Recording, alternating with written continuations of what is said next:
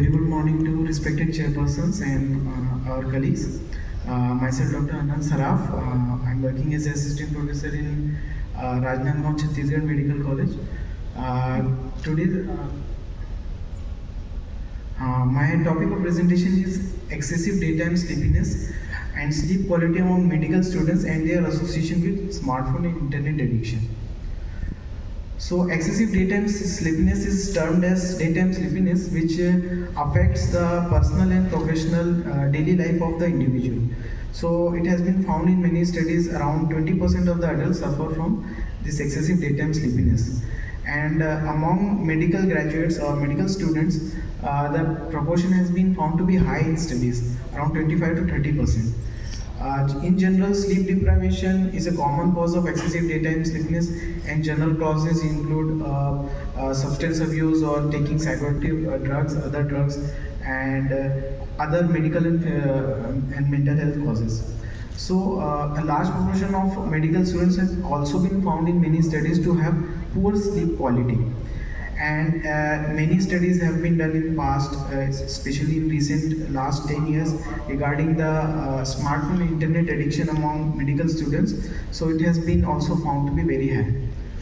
So the present study was undertaken in a rural medical college with an objective to find a proportion of medical students suffering from the problem of excessive daytime sleepiness and poor sleep quality, and to find the association with their mental health status and smartphone and internet addiction. So we tried to see across the whole spectrum, and we tried to correlate all these factors together. So materials and method, this was a cross-sectional study, observational and descriptive study. Approval was taken from Institutional Ethics Committee.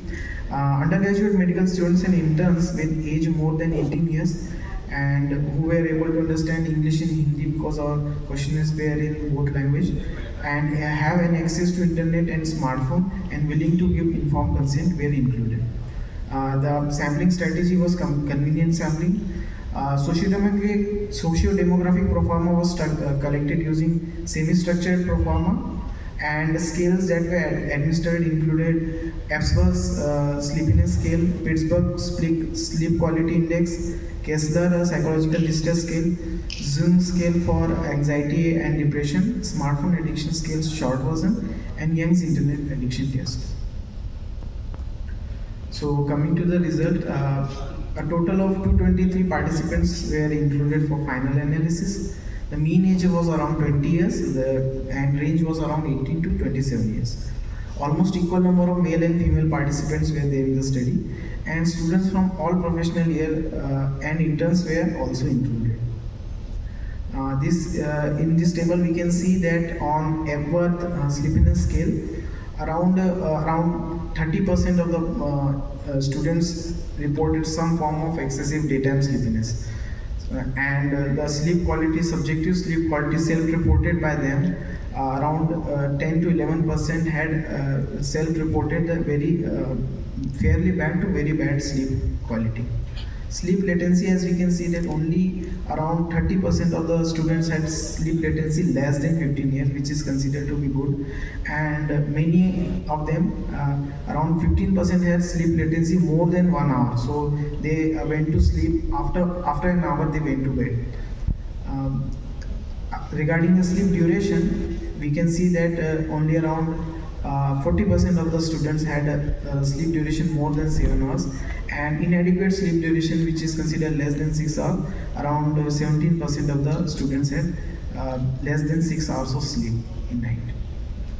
Sleep efficiency, regarding this we had a good finding that almost 75% student had 85%, more than 85% of sleep efficiency, which is a proportion of sleep with regard to the proportion of time spent in bed. Sleep disturbances, we found that around 5% of the individual had lot of sleep disturbances. They woke up many times, more than 10 times in overnight. Another good finding was that almost 90% of the students were not using any medicine for induction of sleep. So that was one good thing. Daytime dysfunction were reported in around 20% of the students reported some form of daytime dysfunction, and in Pittsburgh Sleep Quality Index, 44% of the students reported as poor sleepers. Regarding the psychological and mental health profile, on K10 scale, Kessler Psychological Distress Scale, we found that around 30% students had some mild form of distress, and moderate and severe form of distress were found in 13 and 12% of the students. On Zoom self-rating anxiety scale, around 10% students reported some form of anxiety, and around 10% of the students reported some form of depression. Regarding smartphone internet addiction profile, students reported around 45% students reported they are addicted to smartphone. While applying the young internet addiction test, which is more older than this smartphone addiction scale, around 25%, 1 out of 4 were found to be at risk of internet addiction, but actually addicted to internet were only around 2% of the students. Regarding correlation, we found that significant correlation was found with excessive daytime sleepiness with the sleep quality. So poorer the sleep quality, more is the excessive daytime sleepiness. Among the subscales, the subjective sleep quality and daytime dysfunction significantly correlated with the daytime sleepiness. All the measures of psychological health, including K10 scale and anxiety and depression scale, were significantly correlated with the excessive daytime sleepiness. Smartphone addiction was also significantly correlated, and all the measures of internet addiction were also significantly correlated with more daytime sleepiness. We also compared these scales with the sleep quality also, because that was also one factor in our study. So we found that psychological distress was significantly correlated with poorer sleep quality. Also, self-reported anxiety and depression were also correlated.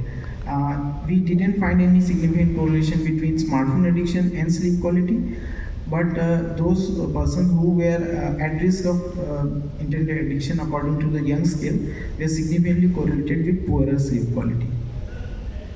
So our findings are in coherence with other previous studies which reported around 24 to 25% of students suffering from excessive daytime sleepiness, which goes in line with other international studies also.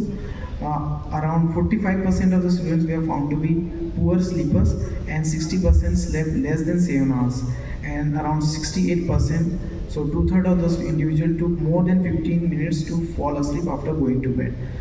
Around 45% students reported smartphone addiction, and 24% admitted having excessive use at risk for addiction, but around 1.4% were found to be internet addiction according to the criteria. So in conclusion, this study has many limitations because of small sample size, use of self-rating scales which comes with this factor of unreliability, and this affects the generalizability of the data.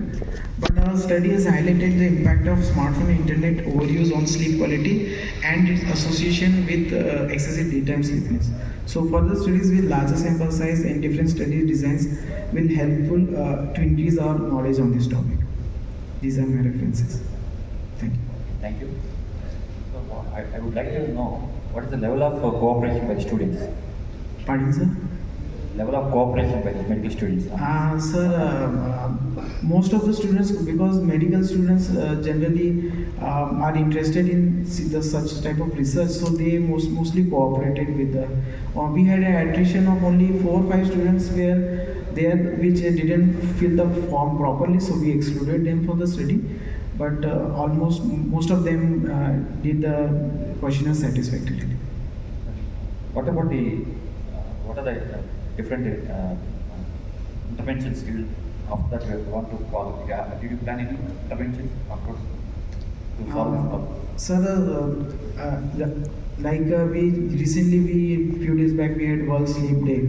So first and foremost intervention will be to increase the awareness regarding the sleep health and proper sleep hygiene. So after all these questionnaires, we also, because those were students of our medical college only, so we gave them 10-15 minute orientation regarding the sleep hygiene. So 10-15 points which are do's and don'ts that we should do for proper sleep hygiene, for maintaining proper sleep hygiene. So we till now we have done that only. We can further plan other interventions in future. Any questions by the audience?